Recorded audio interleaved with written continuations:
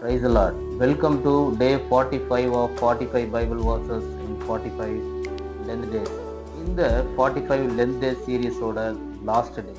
ஒவ்வொரு நாளும் ஒரு நிமிடம் ஒரு வசனம் நாம் வசனங்களை மட்டும் மெமரைஸ் பண்ணல, அதை நம்ம இருதயத்தில் வச்சோம், தியானித்தோம். நம் வாழ்க்கைக்கும் ஆவிக்குரிய வாழ்க்கைக்கும் பிரயோஜனமாக நிச்சயம் ஆவியானவர் நடத்தியிருப்பார் என்று விசுவாசிக்கிறேன்.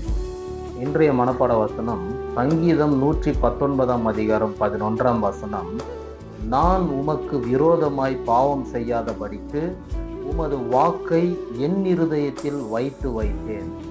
In English, Psalm 119 verses 11. Your word I have hidden in my heart, that I might not sin against you. Yes, நம் மனதில், இருதயத்தில், சிந்தனையில் ஆண்டவரின் வார்த்தை வசனம் இருக்குமே, ஆனால் நிச்சயம் நம் வாழ்க்கை வழிகள் தவறாது. இது முடிவு அல்ல, இது ஒரு புதிய தொடக்கம். ஆண்டவர் வசனம் வாழ்க்கையை மாற்றும். நம்முடைய பேஜை தொடர்ந்து ஃபாலோ பண்ணுங்க. கர்த்தருடைய வார்த்தையும் சாட்சிகளையும் உங்களோடு பகிர்ந்து கொள்ளும் நான் ராபர்ட். ஆவிக்குரிய வாழ்க்கையில் நிலைத்திருப்போம்.